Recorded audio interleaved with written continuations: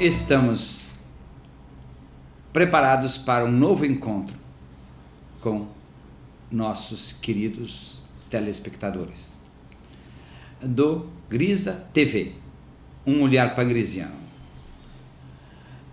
Esse nosso encontro de hoje tem como tema central fobias e o sistema Grisa.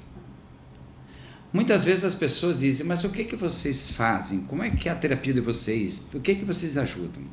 Então hoje eu vou dizer que nós somos os grandes especialistas, não só eu, como todos os meus discípulos, que hoje já temos 600 parapsicólogos clínicos formados no Brasil, pelo IPAP, em suas várias unidades, e como já dissemos aqui, temos unidades hoje, a sede mãe e aqui em Florianópolis, a unidade mãe, temos em Curitiba, e no Paraná temos a segunda, criamos esse ano, lá em Londrina, temos a primeira sede criada fora, a primeira unidade criada fora de Florianópolis, que é em Volta Redonda, estado do Rio, que já formou várias turmas, e agora estamos também, desde 2004, nós estamos no Espírito Santo.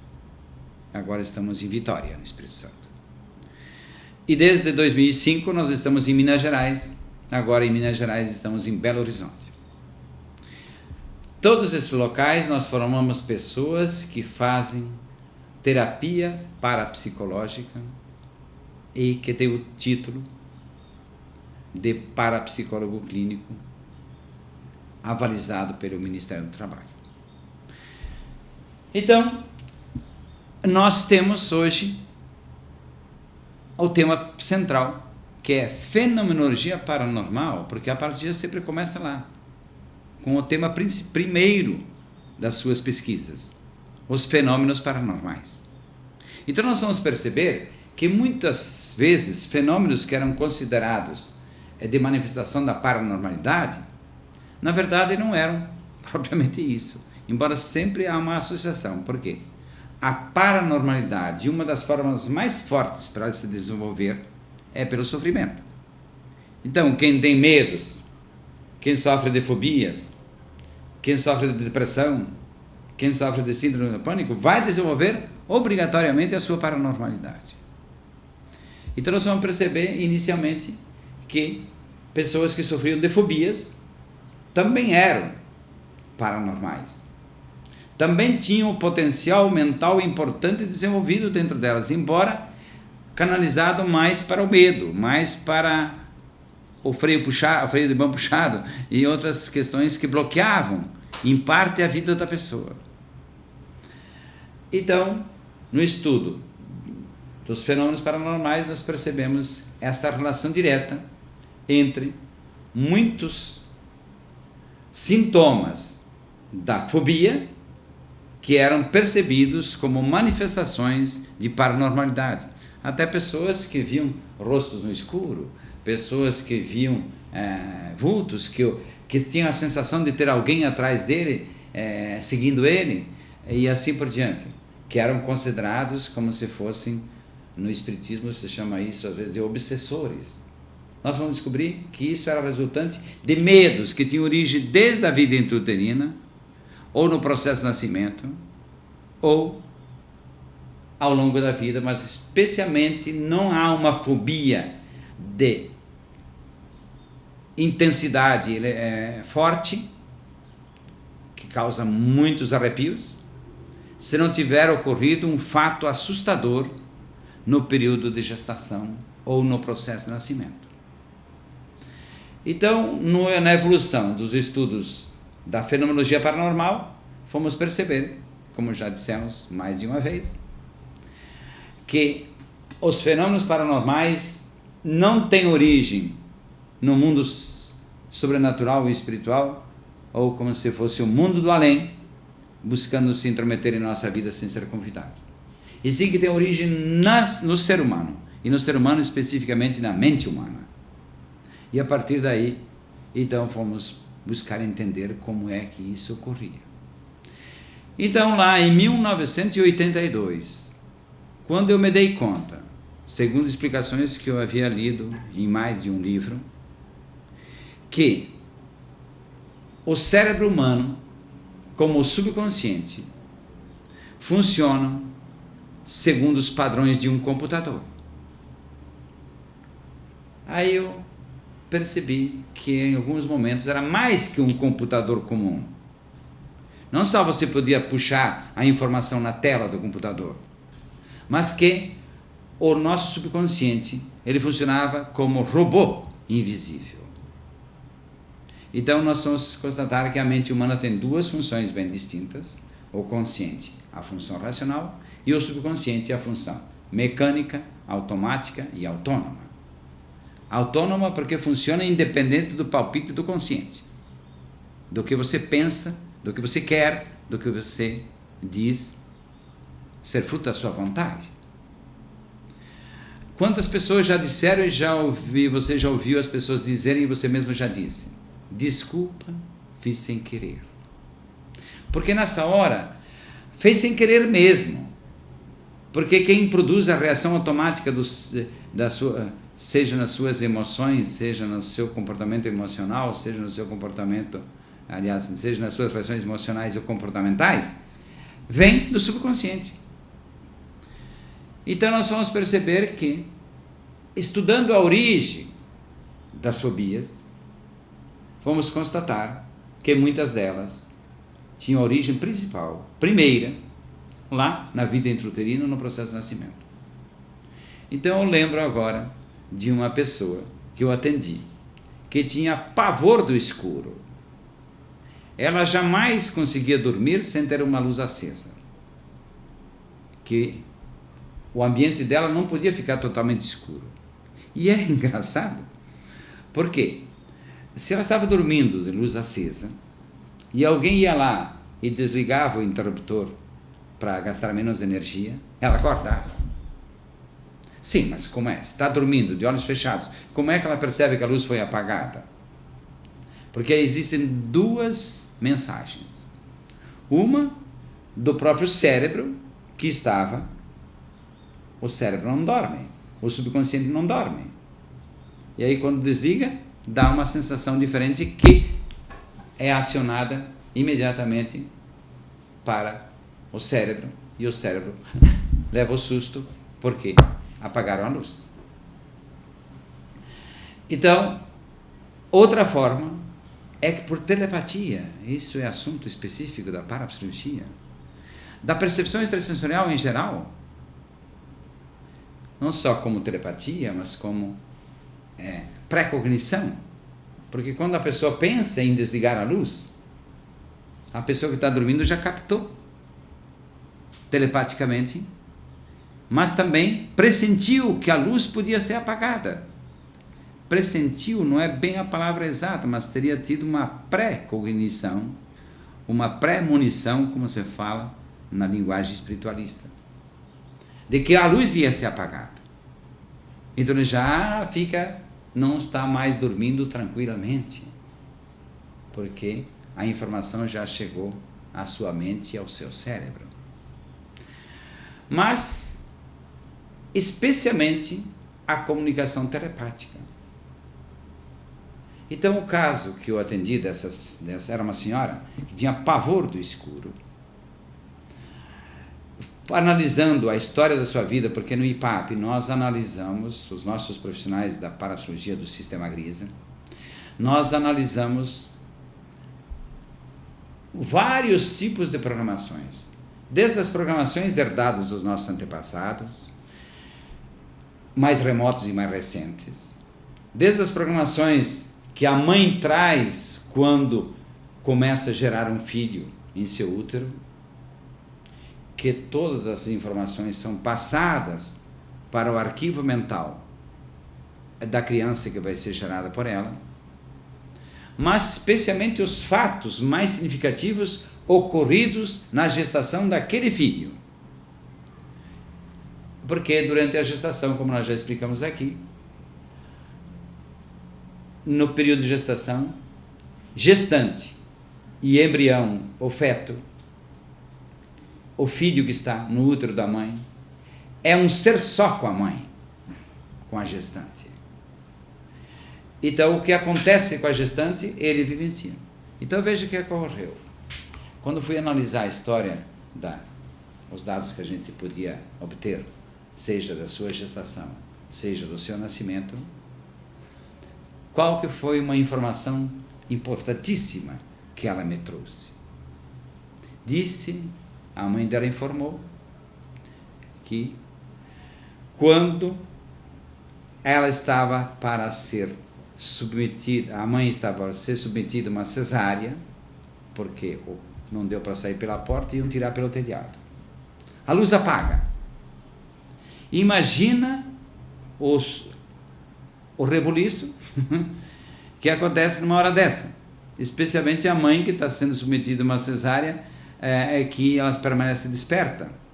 Apenas a parte inferior do corpo fica paralisada pela raquiana, pela anestesia adequada para tal caso. Ela leva um susto. A mãe? E agora? Mas aí também existe o comentário das pessoas por perto, apagou a luz, e daí? Manda lá, acionar lá, pá. Enfim, mas a luz não demorou a voltar. Mas o impacto de que o escuro pode matar, de que o escuro pode produzir graves prejuízos, de que o escuro é perigoso, e tudo isso vem medos. Então, já ficou dentro dela, no dia do parto, o perigo do escuro. O escuro como elemento perigoso, assustador, perturbador, prejudicial. Fica tudo isso no subconsciente da pessoa. Aí quando eu expliquei para ela que foi normal, especialmente sua mãe, e você com a mãe, que era um ser só com a mãe, vocês terem se apavorado. Foi normal as pessoas que estavam aí relacionadas com o processo do seu nascimento, preparadas para fazer a cesárea, médico e enfermeira e companhia, terem se ficado apreensivos, preocupados.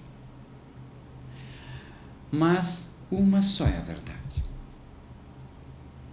O medo maior que você vivenciou foi daquilo que você imaginou que poderia estar acontecendo, que poderia vir a acontecer, e depois que passou, que poderia ter acontecido. E muitas vezes a pessoa sonha com isso.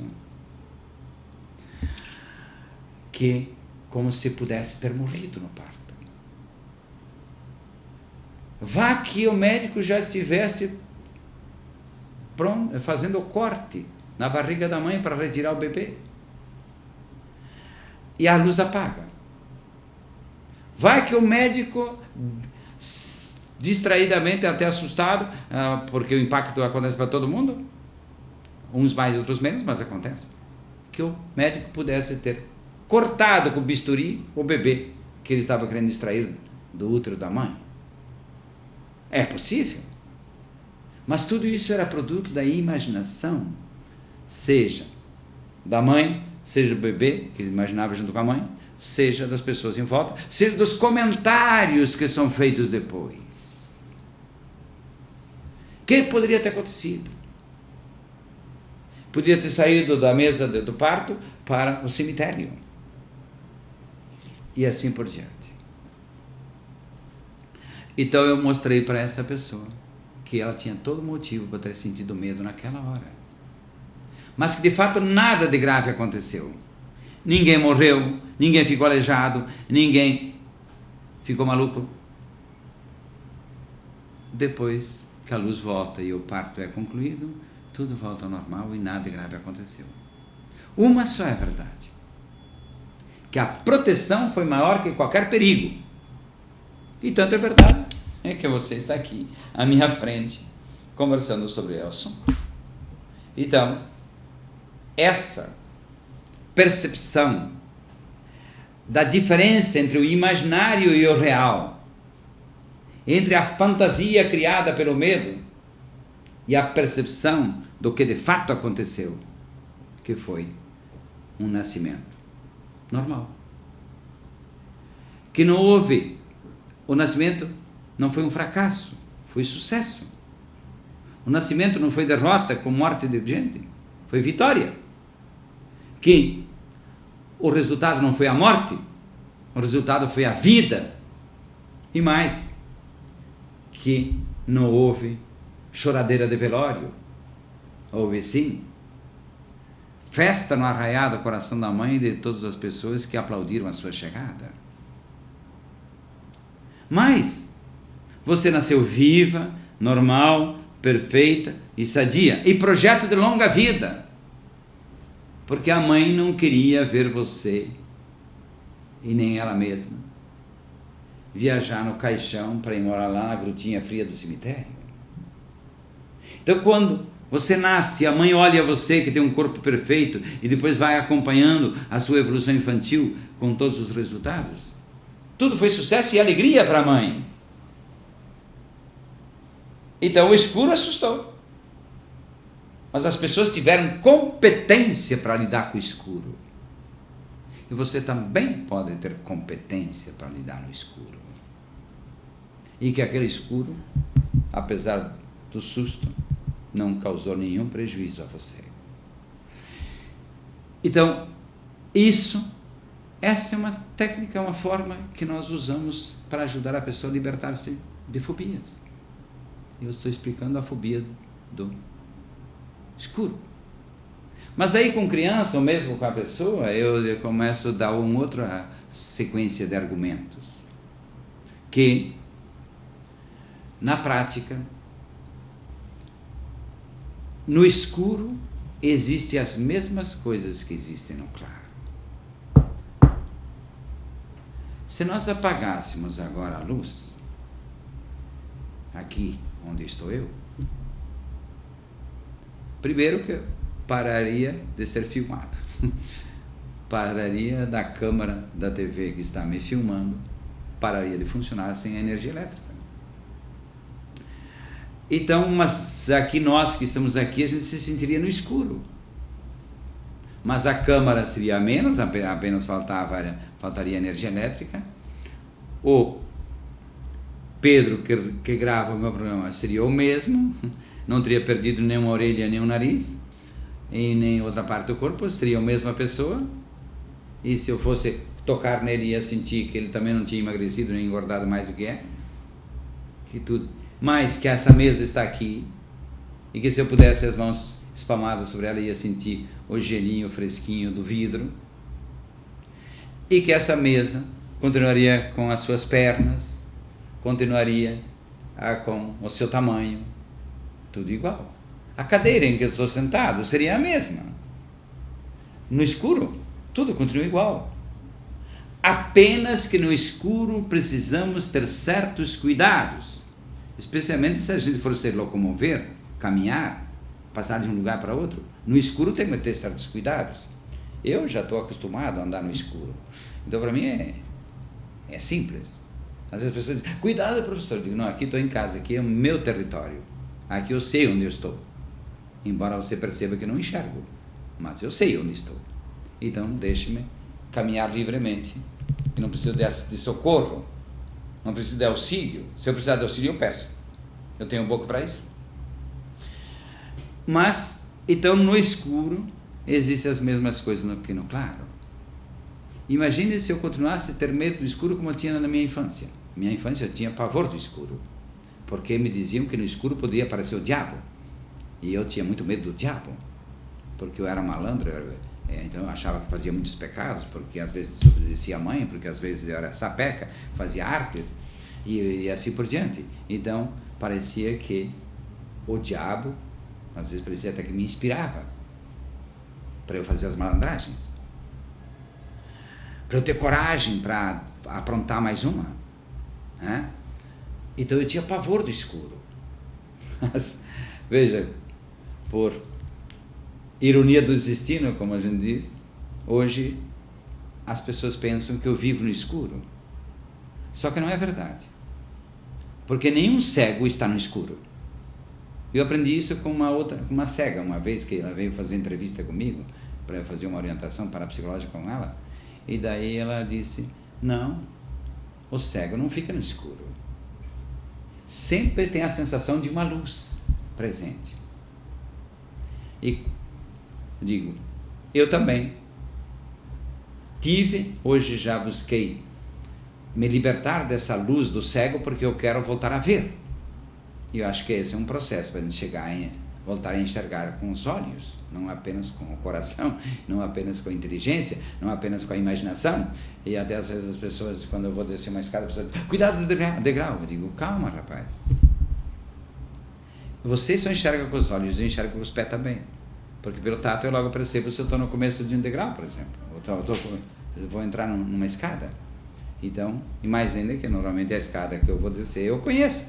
Eu já sei onde ela fica, mais ou menos. Então tudo isso permite que a gente perceba que no escuro existem as mesmas coisas que no claro. A escada que eu desço no meu escuro é a mesma que você desce enxergando. E às vezes eu posso descer a escada até com mais segurança do que você, desde que ninguém tenha quebrado um degrau da escada. Porque se houver um obstáculo que não está programado na minha mente, eu posso aí sim me atrapalhar. Por isso que tem que ter certos cuidados quando a gente anda no escuro. Então assim podemos dizer que outras tantas fobias, especialmente a maioria das pessoas que sofrem de síndrome do pânico, sofreram um susto apavorante, semelhante a esse que essa mulher havia vivenciado quando estava pronta para nascer e aguardando a cesárea. Mas temos que perceber o quê? Que por maiores que tenham sido os sustos do passado, já passaram. Por maior que tenha sido o perigo, ele não foi tão grande para matar você. Então, fica tranquilo. Por isso, sempre é importante também lembrar que devemos aprender.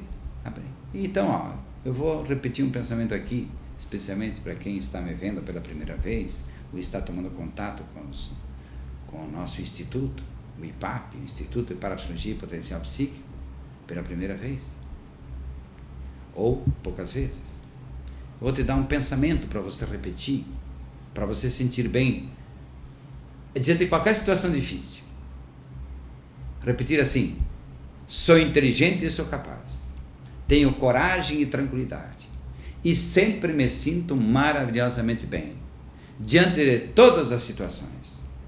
Também agora que a luz apagou, quando ocorrer isso. Também agora, iniciando a gravação de mais um programa. Ou indo ao final do programa.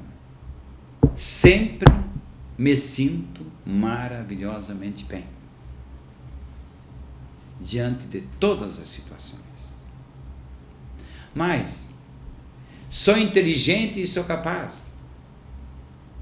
Aprendo facilmente tudo o que eu preciso, desejo ou quero aprender, para o meu bem e o bem de todos os seres vivos do planeta, especialmente dos meus parceiros mais próximos, chamados seres humanos, das pessoas mais ligadas a mim, meus familiares, meus colegas de trabalho, de atividades profissionais, meus alunos, meus professores, todo o contexto escolar, meus colegas de viagem que vão para a rua, que estão andando com o seu carro na rua comigo. Lembrar sempre que desejar a felicidade de todos aqueles que andam bem, que vivem no trânsito da sua cidade, ou do seu estado, do seu país, ou desse planeta. Você está preparando-se para você fazer uma boa viagem. Então temos que perceber que quanto mais nós desejamos o bem para todos, nós também sempre recebemos o retorno, a contribuição, o benefício, o resultado positivo, o resultado construtivo e benéfico. Então, é importante a gente dar-se conta de tudo isso. Então, mais um pensamento importante para a gente aprender a mandar as fobias embora e não voltarem mais, Ou, se ameaçar voltar, você saber se posicionar, respirar fundo, relaxar e pensar melhor. E perceber que diante de qualquer perigo, a melhor atitude é ter cuidado. Eu digo, ter cuidado é próprio dos inteligentes. Ter medo é próprio dos bobos. Então, ter cuidado sempre. E essa diferença, gente, quando eu comecei a tratar de fobias com as pessoas, fazer essa distinção que lá naquela ocasião foi normal você sentir medo. Mas agora também é normal você perceber que esse medo não produziu grandes prejuízos. Mas que você é inteligente. E como pessoa inteligente sabe que precisa ter cuidado. Mas cuidado não é medo. Então, basta ter cuidado. Não precisa ter medo. Ah, cuidado. Porque as pessoas acham que tudo é medo. Eu digo, pessoa alguma precisa ter medo. E nós não precisamos ter medo de coisa alguma. Nós precisamos ter cuidado com muitas situações e muitos momentos. Mas medo, ninguém merece, como se diz popularmente. Medo ninguém precisa sentir. Em nenhuma circunstância. Mas a criança tem que ter medo. Não, a criança tem que cuidar dela, porque ela ainda não tem noção do perigo. Mas não precisa assustá-la. Chega lá e mostra, ó, aqui, ó, cuidado, porque se você for dar mais um passo ou dois adiante, você vai cair no vazio, e cair no vazio você vai lá embaixo, ó, e pode bater a cabeça e morrer, pode se machucar. Então tem que ter cuidado. Então aqui, quando a mãe diz, não trepa no muro, muito menos o muro da sacada, porque você pode sacar lá embaixo. E aí espedaçar-se. E daí tarde piaste, diz o caipira. Então, ter cuidado. Presta atenção. Que agora você está diante do limite do seu espaço. Saber respeitar o seu espaço. Mas também saber respeitar o espaço do outro. E assim por diante. Então, vamos concluir o nosso momento de hoje, nosso encontro de hoje, com uma formulação importante para quem sofria de medos ou de fobias até aqui. Sou inteligente e sou capaz. Tenho coragem e tranquilidade. E sempre me sinto maravilhosamente bem diante de todas as situações. E daí você pode sempre especificar cada situação em que você se sente inseguro ou tem medo. Como agora eu digo. Me sinto feliz em saber que vocês acompanharam o meu programa e posso terminar esse programa bem contente, sabendo que vocês vão ter interesse de assistir o próximo também. Muito obrigado. Próxima quinta-feira, 21 horas, TV Floripa, Canal 4, e também você pode ver o nosso programa no nosso portal www.sistemagrisa.com.br. Muito obrigado e até logo mais.